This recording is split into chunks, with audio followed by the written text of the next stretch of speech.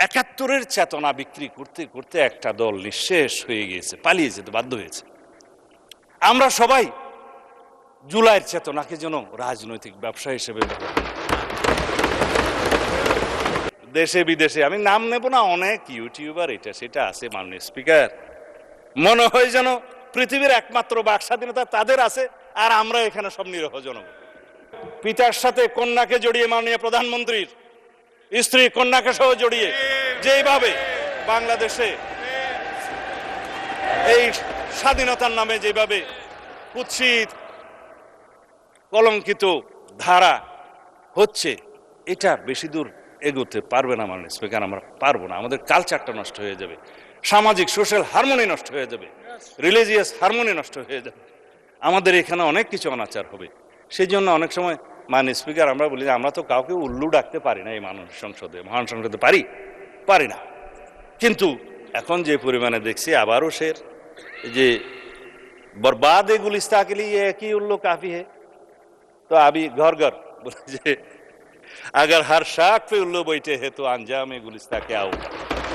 এখন যেভাবে ঘরে ঘরে আমরা এগুলাকে দেখছি দেশে বিদেশে, আমি নাম নেব না, অনেক ইউটিউবার এটা সেটা আছে, মাননীয় স্পিকার, মনে হয় যেন পৃথিবীর একমাত্র বাক স্বাধীনতা তাদের আছে আর আমরা এখানে সব নিরহ জনগণ। কাউন্টার করলে বলে যাবে যে এটা বলেছে, আরো গালিগালাজ শুরু হবে। গালিগালাজের প্রতিযোগিতায় যদি মাননীয় স্পিকার কেউ চ্যাম্পিয়ন হতো, দেশে বিদেশে অনেকেই আছে, নাম বলবো না। যাই হোক, এখন আমি অনুরোধ করবো আমার নবীন বন্ধুদের, ৭১-এর চেতনা বিক্রি করতে করতে একটা দল নিঃশেষ হয়ে গিয়েছে, পালিয়ে যেতে বাধ্য হয়েছে। আমরা সবাই জুলাইয়ের চেতনাকে যেন রাজনৈতিক ব্যবসা হিসেবে, জুলাই আমাদের সবার, জুলাই আমাদের চেতনা, কিন্তু আমরা নেব স্পিরিটটা।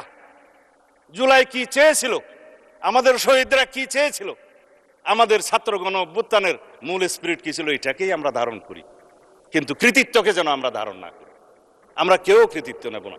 এই দেশের সকল জনগণ যারা ফেসিবাদ বিরোধী গণতান্ত্রিক আন্দোলনে অংশগ্রহণ করেছে দীর্ঘ ধারাবাহিক প্রক্রিয়ায়, সেই 2009 থেকে 2024 পর্যন্ত এই রক্তের সোপান মাটি দিয়ে যারা এসছে, সবাই এর কৃতিত্বের দাবিদার, আমরা কেউ না।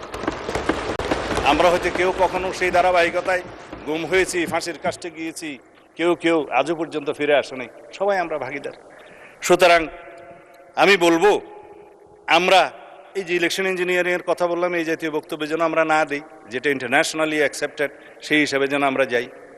আমি একটা বিষয় ভুলে যাচ্ছি, আমরা এই শোকের দিনে নিজেরা বোধহয় আওয়ামী লীগের সময় নির্যাতনের, নিপীড়নের, লুটপাটের কাহিনী সবাই ভুলে যাচ্ছি। মাননীয় স্পিকার, নিজেদের মধ্যে আমরা মুক্তিযোদ্ধা, অমুক্তিযোদ্ধা, ৭১, ৭২ করতে করতে আমরা যেন সেই স্মৃতি বিস্মৃত হয়ে যাচ্ছি, সেটা যেন আমরা না বলি।